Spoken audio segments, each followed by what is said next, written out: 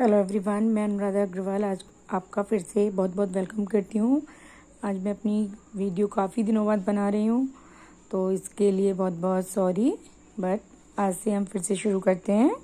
देखिए, TGT PGT home science इसका exam कभी भी हो सकता है, इसलिए बिल्कुल तैयार रहिए। कुछ नहीं पता कि कब हो जाए इसका एग्ज़ाम, और आई थिंक कि सितंबर लास्ट या अक्टूबर लास्ट, इन्हीं 2 मंथ में आपका फाइनल हो जाएगा। तो हम स्टार्ट करते हैं। देखिए, फर्स्ट क्वेश्चन है हमारा, स्वस्थ सामान्य शिशु की लंबाई कितनी होती है। देखिए, जब शिशु लंबा होता है, जब उसका जन्म होता है, तब पूछा गया है कि सामान्य शिशु की लंबाई कितनी होती है। तो वो कितनी होती है, 18 से 20 इंच उसकी लंबाई होती है। देखिए, अस्वस्थ या जन्म से पहले, देखिए आपने सुना होगा काफ़ी होके कि उनका जन्म 7th महीने में हो गया है, कि उनका जन्म 8 महीने में हो गया है। तो जब तक 9 महीने का बच्चा पूरा नहीं हो जाता, उससे पहले जो जन्मे शिशु होते हैं और जो बेसिकली 7 महीने से पहले हो जाते हैं, तो उनको अपरिपक्व शिशु या अस्वस्थ शिशु माना जाता है। और इनकी जो लंबाई होती है, जब इनकी पूरी ग्रोथ नहीं हो पाती है, तो ये कितनी रह जाती है, इनकी 16 से 18 इंच। अस्थमा बढ़ता है। देखिए, आपको पता होगा कि अस्थमा क्या है, ये एक प्रकार की हमें एलर्जी है। देखिए, तो ये बढ़ता किसके कारण, शारीरिक व भावनात्मक दबाव के कारण बढ़ता है। देखिए, मेंस्ट्रुएशन शुरू होने का अर्थ, यानी कि मेंस्ट्रुएशन यानी कि आपको पता ही होगा इसका अर्थ, कि जब हम मासिक धर्म से शुरू हो जाते हैं, तो उसके बाद में उसका अर्थ क्या होता है।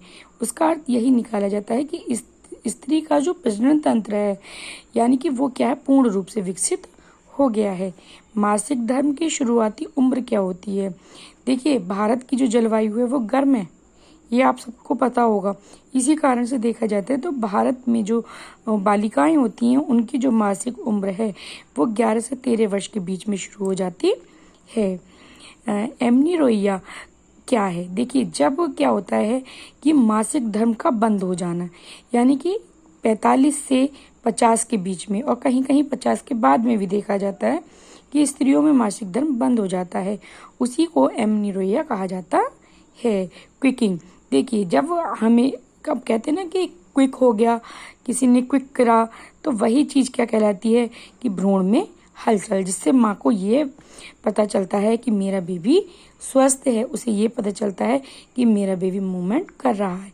और ये लगभग कितने दिन से शुरू हो जाता है, 4 या 5th मंथ में ये शुरू होने लगता है। 4 मंथ में तो शुरू हो ही जाता है, लेकिन धीरे धीरे धीरे धीरे वो क्या है, बढ़ने लगता है। नेक्स्ट क्वेश्चन है हमारा, डायफ्राम।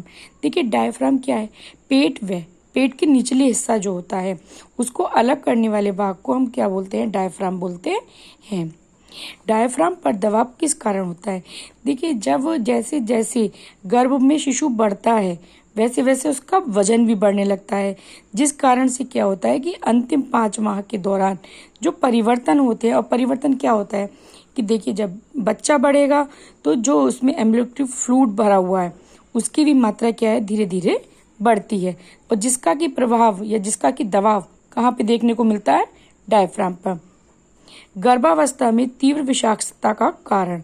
देखिए, तीव्र विषाक्तता यानी कि कुछ मदर्स ऐसी होती हैं जो कि प्रेगनेंसी होने पर धूम्रपान भी करती हैं, वो भी गलत होता है। और बहुत सी क्या है कि हाइपर टेंशन की शिकार होती हैं, बहुत सी टेंशन के कारण भी, तो उन्हें क्या है, विभिन्न प्रकार की विषाक्तता ग्रहण हो जाती है।